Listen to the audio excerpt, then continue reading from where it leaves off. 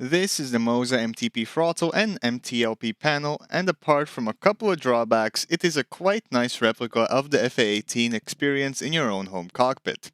Hey guys, Emils here, and today I'll give you my thoughts on the first couple of weeks using this throttle.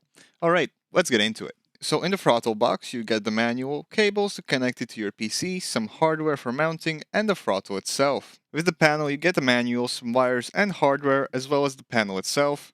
I really like all the different types of controls on it. Annoying part of the setup was the peels, because for most of the smaller panels it was fine. For the ones with rotary knobs you had to take them off to peel them, but the one under the throttle grip was just annoying. You have to unscrew these two screws because the peel goes under the plastic, and it just feels not very well thought out. If it was just a softer plastic like on the MTLP panel, it would have just been able to rip, and it would have been more satisfying. The throttle and panel is quite obviously made to replicate the FA-18 Hornet. The throttle has an aluminum grip, 27 programmable switches, an adjustable and removable detent, a Hall effect joystick, and a built-in vibration feedback motor. The base of the throttle is made out of plastic, and I will talk about that a little bit later. All the switches feel very nice, and the rotary knobs are also nice. This slider by the throttle feels a bit cheap and could use some extra resistance, and this little two-way button also feels a bit cheaper. I actually have removed the detent because when trying to air-to-air refuel in the Harrier it gets in the way, and I decided that it is better for me not to have it. The finger lifts give you the option to smoothly get across all the detents, but you can also just push through them without using the finger lifts as well. The throttle splitter is a small little metal stick on the underside of the throttle grip, and it is very well greased, as you can see.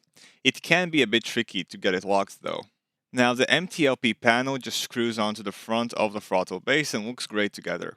I really like the feel of the parking brake lever, and the hook and landing gear are also cool as well, especially with telemetry lighting in the Hornet. Both the hook and landing gear work like a pull lever, so you have to pull it to raise or lower it. The anti-skid also works this way. The jettison button is also very satisfying to press.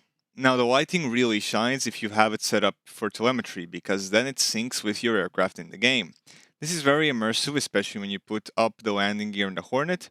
I'm not sure how functional it is in other aircraft. In the Harrier, telemetry lighting doesn't seem to work. Also during the day, lighting can be a bit dim, but in the evening it really shines. So some minor setbacks are the glossy finish on the panels.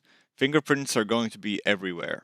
Another thing that I feel like could have been designed differently is that I have to run two separate cables from the throttle and MTLP panel to the AB9 base.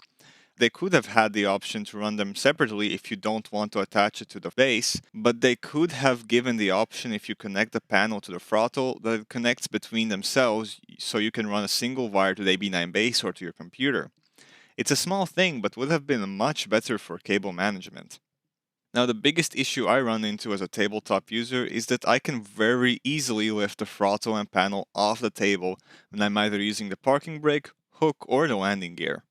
It would be even worse if I placed it in a more natural position lower. If you mount this in your sim setup, then this won't be an issue, but I have to be extra thoughtful when I'm pulling these controls so I don't knock something down from my table. Turns out, Moza has a solution for this, I just didn't receive it. Regardless, I think that it should be able to stay put without a €30 accessory. All in all, it seems like a decent throttle, and if the F-18 Hornet is your aircraft, then it probably would be a great fit for you. While my biggest gripe is the weight of it, or the lack thereof, it is still nice to use, and all the buttons and switches immerse you into that home cockpit. Now I'll do some more testing in the Hornet, as well as in other sims, but for now you can go check out this video. Alright, that's it for me, and I'll see you guys next time. Bye!